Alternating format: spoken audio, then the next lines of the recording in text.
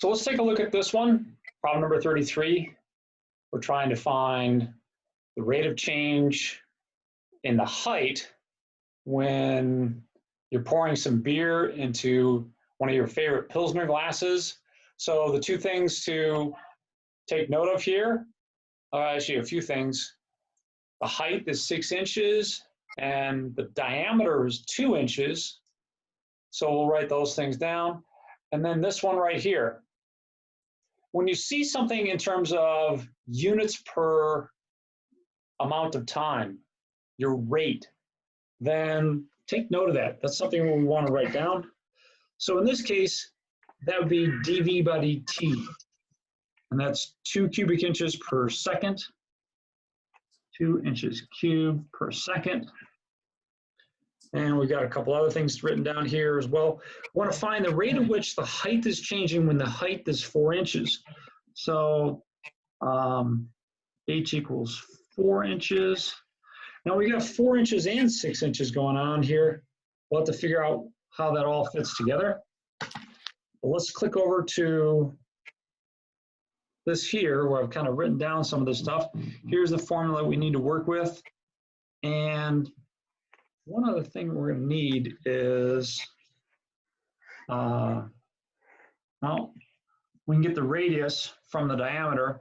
The diameter is twice the radius, or the radius is half the diameter. So the radius of our glass is 6 inches. Let me grab a ruler. And we're going to draw some similar triangles here. So in general, this is like 1/2 of my Pilsner glass. So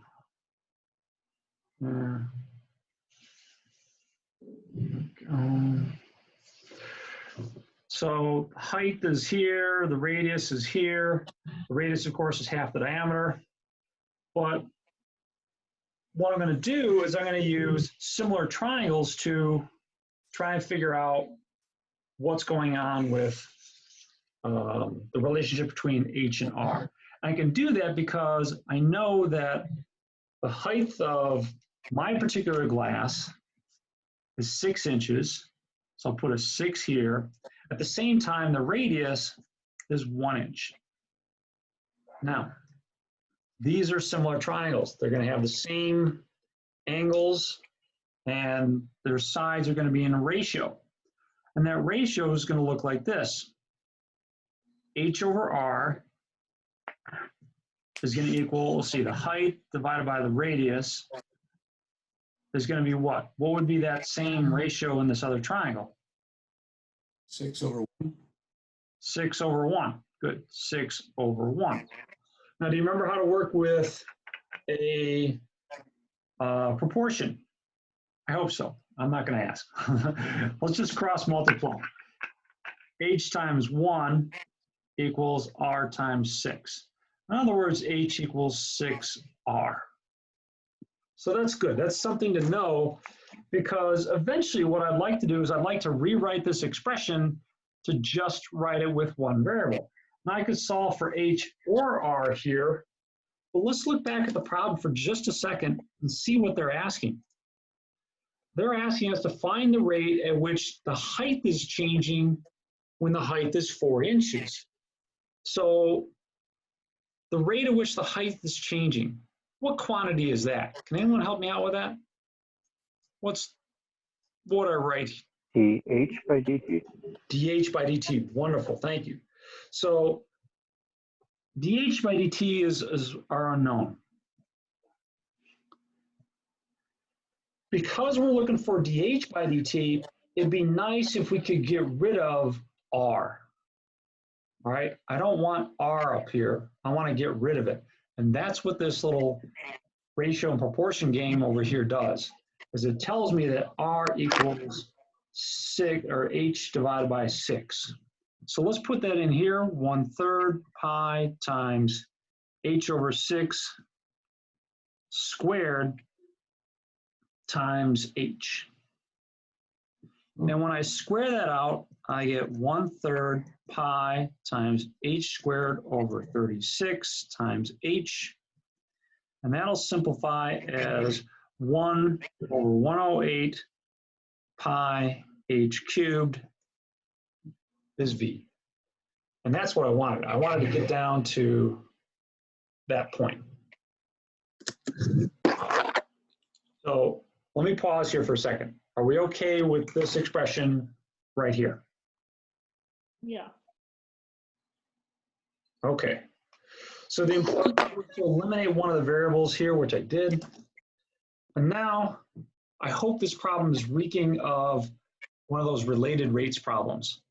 So what do you do with the related rates problems? Once you get an expression like this, you differentiate. But you have to be careful about how you differentiate. Anyone remember the nice word that we're going to use here? How we can differentiate? Implicitly. Implicitly. Bonus points there. Bonus points, big bonus points. So I'm going to differentiate with respect to t. So that's going to give me dv by dt equals, well, this is just a constant stuff, so it's going to be pi over 108 times the derivative of this. The derivative of h cubed, got to be a little bit careful with that because we're differentiating implicitly. So it's going to be the derivative of the outside, which is the part that everyone gets, 3 times h squared. But that's not enough. What else do I need here? Times dh dt. Yes, perfect. Times dh by dt. It's derivative of the outside times the derivative of the inside. Wow. It's hard to look at that and say, oh, derivative of the inside, but you have to. All right. If you're differentiating with respect to h, you wouldn't have any term here. It'd just be dh by dh. It'd be 1. You wouldn't have to worry about it. Because we're differentiating with respect to time, something other than what's in here, that's where you got this from the chain rule. Let's put in all the other stuff that we know. So that's going to be a 2 pi over 108 times 3. They wanted this when the height was 4 squared times dh by dt. And let's see, that's going to be 2 equals pi over 108 times 48 times dh by dt. And then let's just solve for dh by dt. That's going to be 2 times 108 divided by 48 pi. And I know there's a lot of simplification that you could do here, but that's it. All right, we can cross off some like terms, etc. But that's pretty much it. The units here, what would the units be in? Anna? Inches per second. Yeah, inches per second. So inches per second. Awesome. Any specific questions about that? On the exam, will there be many of these problems? No more than 12. I'm kidding. There's going to be some. I mean, there could be some, but you know, this is a good one. I was very happy to do it. Okay, so another related rates problem is problem number 29. And we're looking at two planes converging at a spot. One plane is 400 miles from the point, traveling 450 miles an hour. The other is 300 miles from the point, traveling twice as fast at a blistering 600 miles per hour. How fast are the planes converging? So, okay, let's see what happens. Go over here and let's write down some information. Now I've drawn a triangle, in fact, a right triangle, so that we can start listing some things. I have y as 300 That'd be miles. And then X is 400. But they don't tell me what Z is, do they? Can anyone figure out what Z is or tell me how to figure out what Z is? The Pythagorean theorem. Yeah. So 300 squared plus 400 squared equals Z squared. Anyone want to hazard a guess as to what Z would equal? 500. Yay. Wow. What a neat coincidence that worked out. All right, so Z is 500. But they also told us some other stuff. Like this plane is traveling at 600 miles per hour. How can I characterize that? What variable is that? Dx or dy dt? Y dt, good. So I've got dx by dt, dy by dt, and dz by dt. Okay, and they told us dy by dt is 600, and this was what, 450? I think it was 450. Yes. Miles per hour. Miles per hour. And dz dt is what we don't know. We don't know what that is. So, okay. Now, the one thing that's going to bind all these together is the Pythagorean theorem, which is x squared plus y squared equals z squared. Before I start working with this, are we okay with this? Yes. Okay. I unpaused the recording, right? Yeah. Okay. Good. Let me keep going. We don't have an equation that has any of these terms in it. Dx dt, dy dt, dz dt. Let me be very clear about something here. When you do these kinds of problems, in fact, pretty much almost all the problems on your test, you will have to be using calculus. There's two hammers you have, everything is going to be a nail. All right? It's either differentiate or integrate. This one, we're going to differentiate. So let's differentiate that relationship.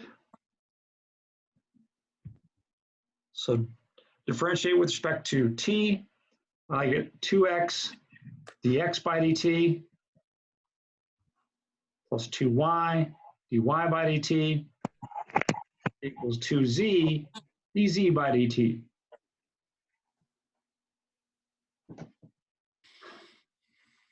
Okay. Now, this is a nice relationship, and we pretty much have everything we need here, but there is something we've neglected. Now let's see if you can't figure that out. Well, I divide everything by 2 here to get rid of that constant. And I'll let you look back at the original problem here. See if you can't figure out what we've left out or what we haven't accounted for. They're getting closer, so they should be negative for the dx and dy. Excellent. So dx dt and dy dt should both be negative because they're getting closer. Their distance is getting shorter. So let's account for that in our work over here. So let me go back to our video and put in a negative sign here, here, and well, we should get 1 in dz by dt, because if these two things are getting closer to each other, then the distance between them is also shrinking. It should be shrinking at an alarming rate. But the rest of this is just to fill in and do some work. So it's going to be 400 times a negative 450 plus 300 times a negative 600 equals 500 times dz by dt. So negative 400 times 450 minus 300 times 600, and I just move the negative out, divided by 500 is your dz by dt. And you can see that this is going to be negative, right? So at least that matches our expectations. We expected something that was going to be negative, and we got it. If you got something that was positive, it's not a big deal. Just go back and fix the negative stuff.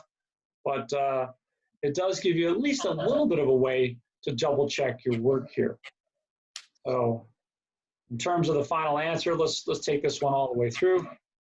The clever trick is to hit the alpha key, then the y equals key. And the first option gives you the chance to type things in with a regular fraction, kind of like what we would do on our paper. So negative 400 times 450 minus 300 times 600. And then pop down to the denominator, divide by 500. And bam, so negative 720. What units go with that? Miles. Per hour. Miles per hour, good. That is something that I do like people to take care of, miles per hour. Because, I mean, you're going to be applying this in all kinds of places, and you want to take care that you have the right units. I think Terry remembers that we lost a probe that went to Mars because they forgot to convert, English units to metric units. Remember that one? Yep. $160 million probe. Gone. Found in Mars at like 40,000 miles an hour because they didn't do the conversion. Yeah. Oops. All I can say is I hope somebody got fired. I really do. You know that the feeling of dread when you don't carry a minus sign over during an exam. And then there's the feeling of dread if you just plowed several $1 million worth of stuff into Mars because you didn't carry it over either.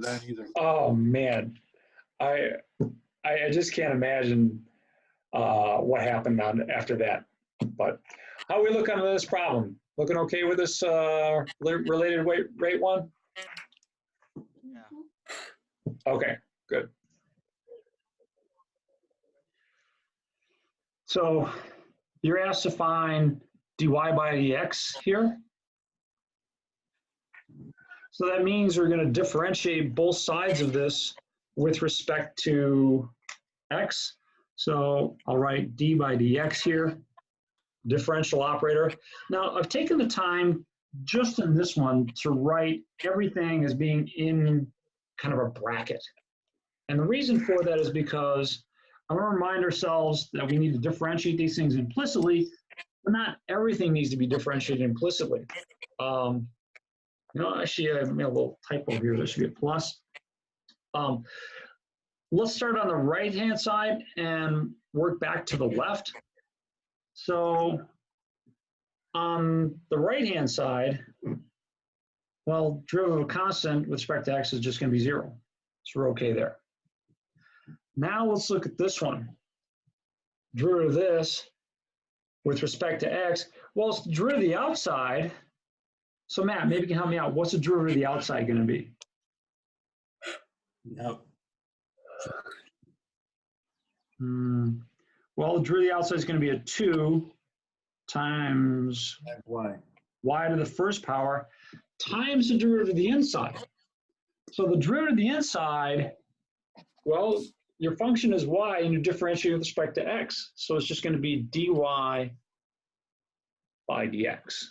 Oh, gotcha. Okay. So we're okay there? Yeah. Is it always like the first part where you have written in purple is d over dx? Yeah, we're differentiating with respect to x because I want to find the slope of the tangent line here, dy by dx. And that's what this is. This is the slope of the tangent line. We had to find dx over dy. Is that such a thing? You could. Yeah, you could differentiate this with respect to y. I'd have to think for a little bit about what the interpretation would be, but you could. Okay, for protection purposes, are we going to see d over dx far more common than dx over dy? I can't off the top of my head think of a place where you would be using dx over dy, but I'm sure there are some applications. I'm just not aware.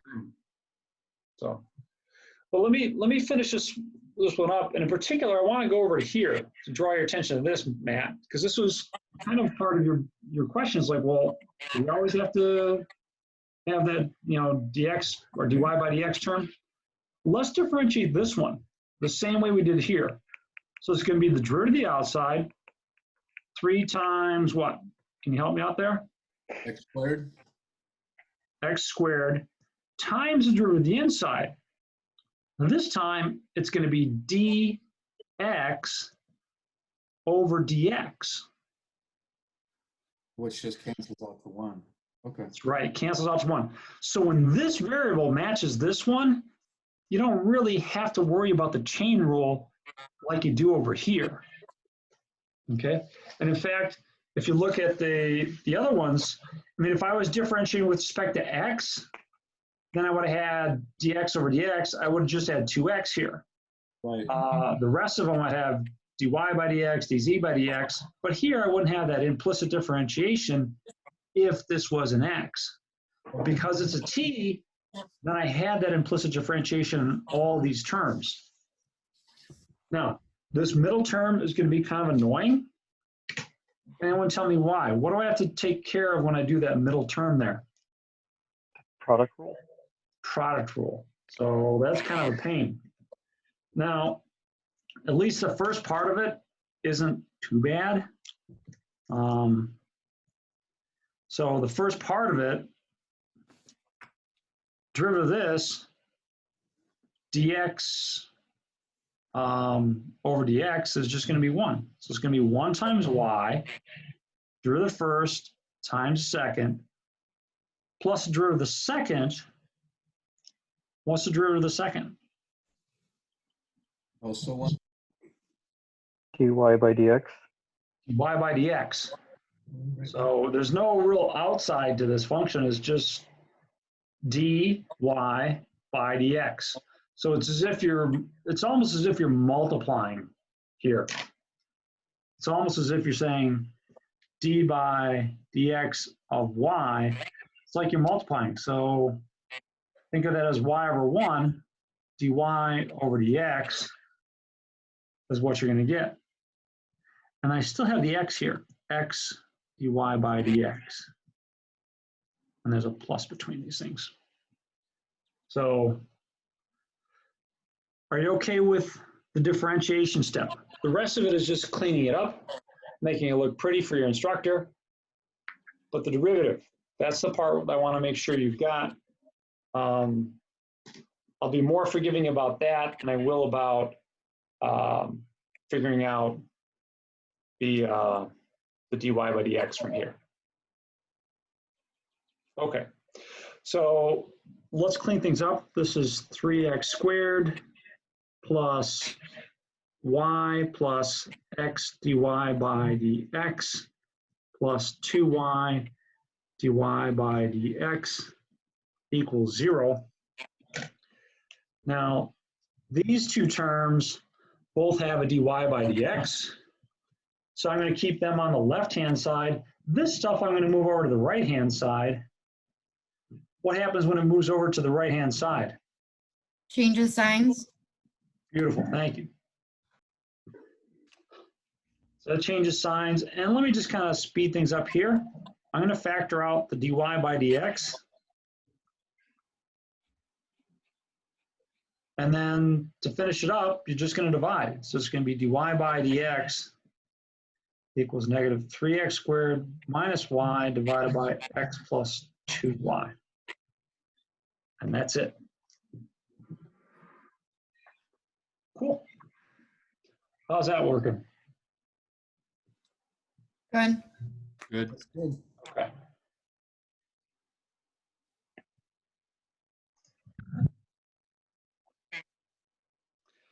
So we're going to continue with problem number 42. We're building a rectangular pasture next to a river. And the two things that we need out of this are the fact that the pasture must contain 125,000 square meters of space. It must provide enough space for, we want to maximize, no, we want to minimize the amount of fencing that's required. So let's take a look at this one and see what we can come up with. Now, this is an optimization problem. So optimization problems, I always started out optimization problems with a picture. And this is our river. That's a wonderful river. It's the Osable River in northern Michigan, or better yet, the Two-Hearted River up in the UP. which is also gives its name to a wonderful beer in the state. In any case, these two sides have to be the same length, and that one's y. What we want to do is we want to minimize this. We want to minimize the total amount of fencing. And if you remember these problems, they have four little parts. There's the picture. Then there's a function. You want a function of one variable, that is one x or y. And right now, the perimeter of our fence, call it P, is x plus y plus x. Or in other words, 2x plus y. Now that's not what we really want, because we want something that depends just on one variable. But you might remember that mathematicians usually don't waste words when they give you a problem. If they give you something in a problem, you need it. And the one thing they gave us was that the area here is going to be 125,000 square meters. All right, we haven't used that yet. Well, is there a way I can calculate this area? I mean, what would be the area of this rectangle? Can anyone figure that out for me? X times y. X times y. And that x times y is 125,000. So that allows me to solve for either of these. I can solve for x, I can solve for y. Personally, I think I like solving for y. So I'll get 125,000 divided by x, or better yet, 125,000 x to the negative first equals y. And I'm going to take that expression here and plug it in here. And let's see what that does for me. Well, I'll still have the 2x plus 125,000 x to the negative first. What magical thing happened here? Well, this now depends just on one variable. So let me write that as p of x, because it just depends on one variable. You're in Calc 1. And sometimes I like to joke that Calc 1 means calculus of one variable, because we can only really deal with one variable at a time. So that's what we needed in this step. Now, with all functions in calculus, we want to think about the domain on which this is defined. So are there any natural restrictions on this domain? Well, x can't be 0. You can't have a fence of no length or negative length. But on the upper end, there's no natural restriction. So you're going to look for a point that minimizes the amount of fencing in the interval 0 to infinity. So you can ignore critical points that are negative. They're not going to be part of your answer. Now, picture, function, interval, what's the last step? Anyone? Someone make me proud. Come on. All right. I see you got a lot of studying to do in the next 2 days, so I'll help you out here. That would be analysis. So the analysis would be to find where this thing has a minimum. How do I find where something has a minimum? Where should I start looking? At the zeros. At the zeros of what? For where p of x equals 0? Not quite. How about where the derivative equals 0? Yeah. So the derivative is going to give us the critical points. So it's going to be 2. What's the derivative of this? Someone help me out.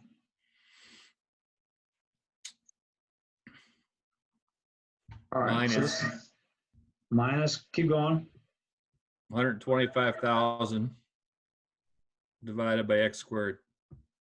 All right. Perfect. Now, I want to set this equal to 0 and solve, keeping in mind that x equals 0 is not really going to be an option for us. So let's see, if I move that to the side, I get 2 equals 125,000 over x squared.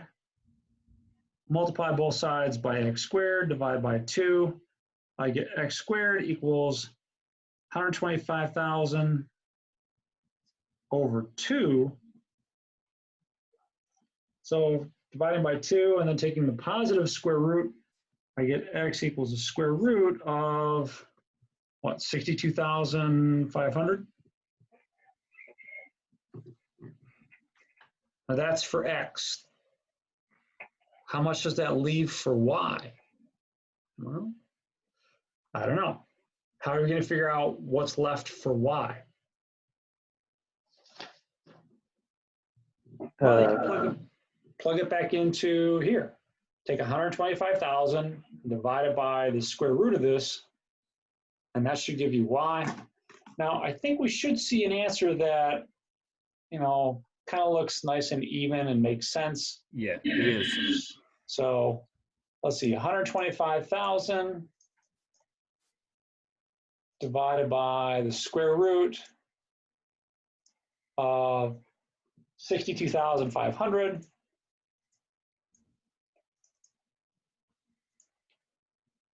And bam, 500. So that's 500 for y. You know what? I should have probably done this earlier just to check things out, but square root of 62,500, I think should probably be 500 as well, right? Is that right? Yes. Oh, 250, 250. 250. So x is 250 and y is 500. X is going to be 125. No. Isn't it perimeter equals 2x plus y? So if we're getting feet, shouldn't 2x apply to the x value? Let's see here. What you're trying to do is, let's see.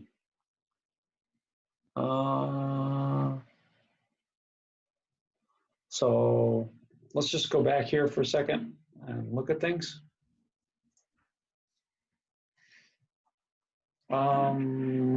Let's see, so x. So x is a square root of 62,500. So that's 250, right? And For the perimeter, it would just be like 250 times 2 plus y. yeah, so the overall length of the fence would be what? 1,000, right? Because y would be 500 plus 2 times 250, so it'd be 1,000. Well, what's bothering me though is that I don't think this multiplies to. Let's just check it out. It needs to multiply to give me 125,000, right? So I should be able to check 250 times 500. Okay, it does. It does work out. For some reason, this in my mind, it didn't look like it was working out. But no, both those numbers work. So looking good on that one. Is there anything that's still a little bit murky that I can help out with?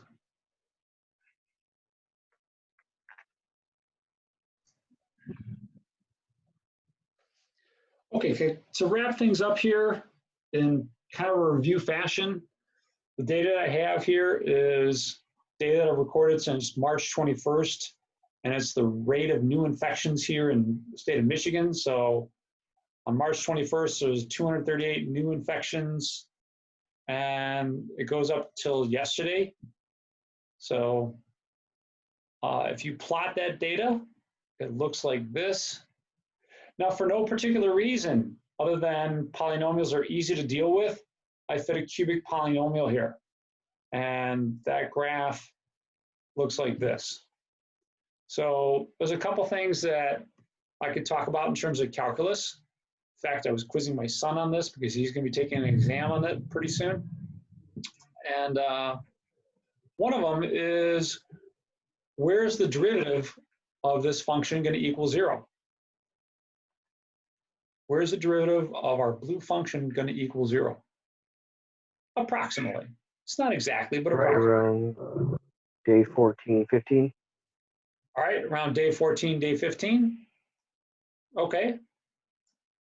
But keep going, because you've only got partial credit.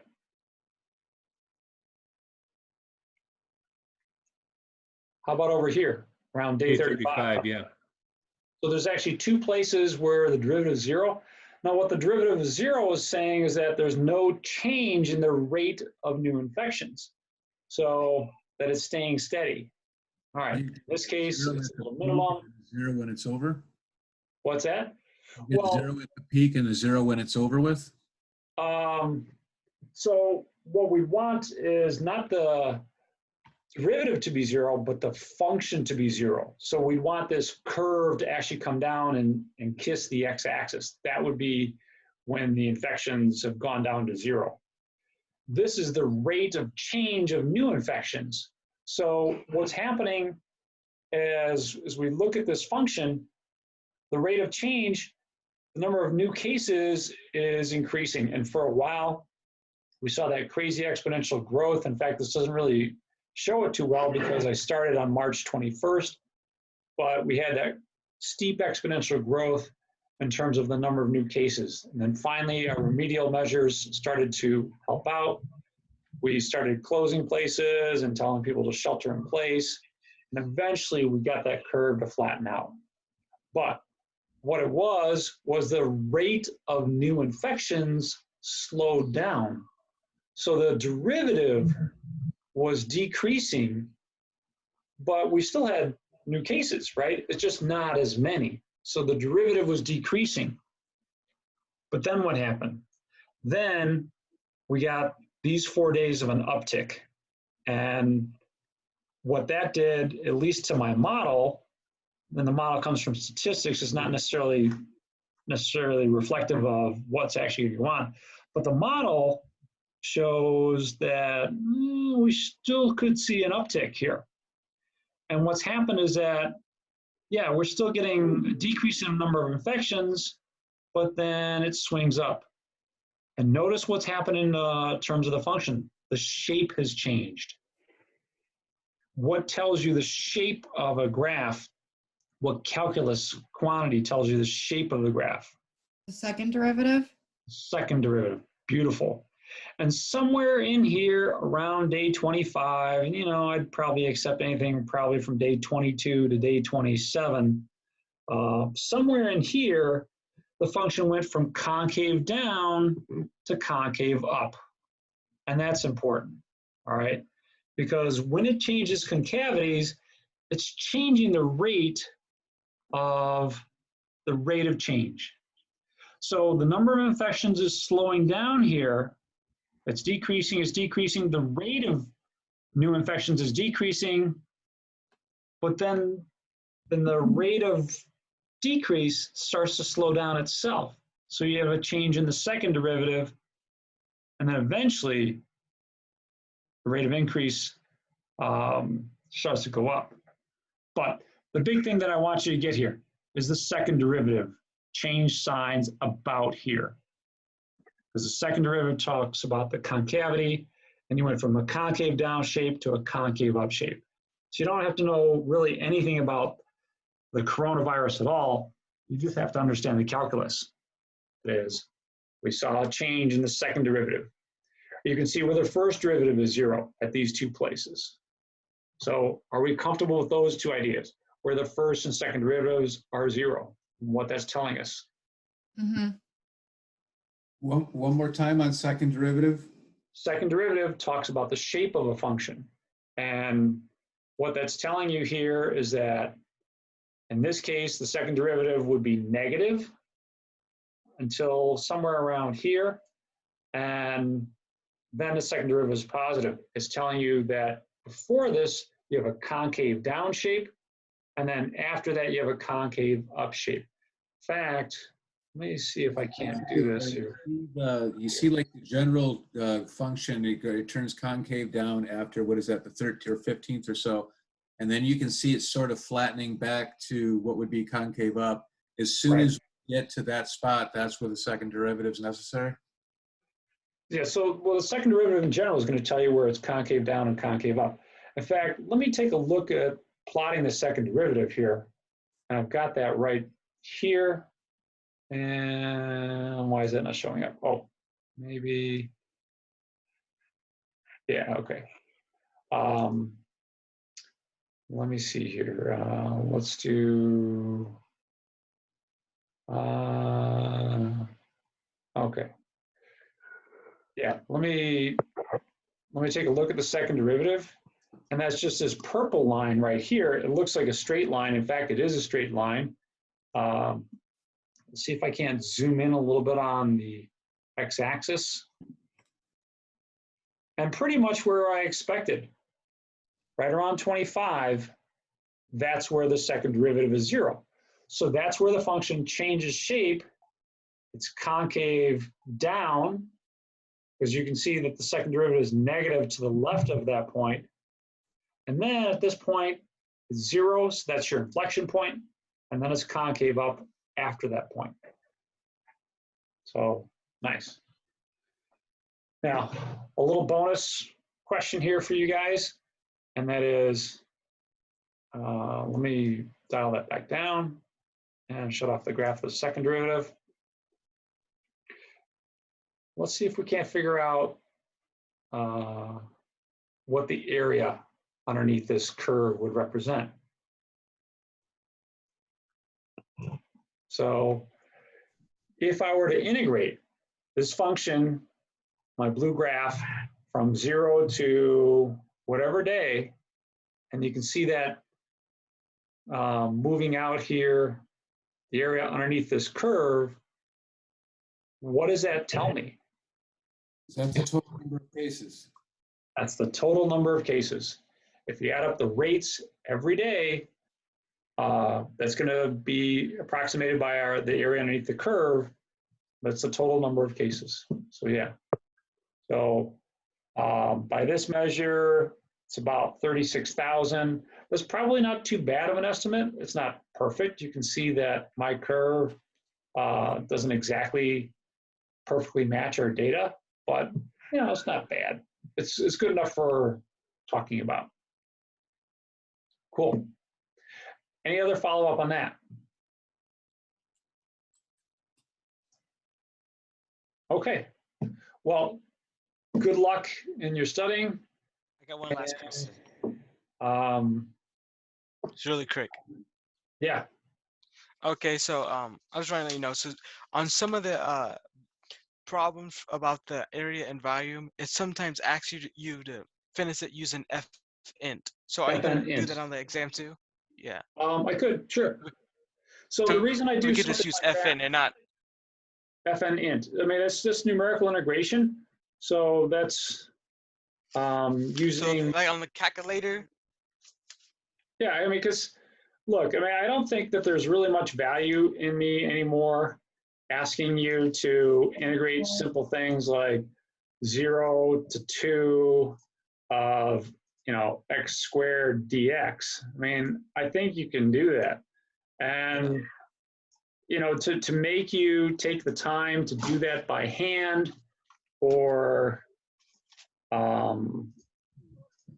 know, do it by hand or whatever, it's just not really worth it. I'd rather you spend your time on something else rather than this. Or even if this expression was a little bit more complicated, you know, it's the setup of this. Getting to that point quite often is the important part of the problem.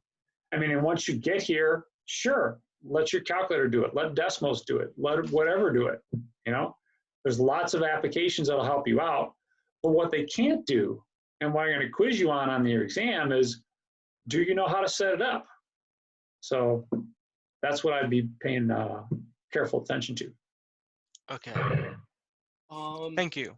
I have one quick question as well. I know you were saying that there's going to be a couple questions to show that we know why, or not why, but like how.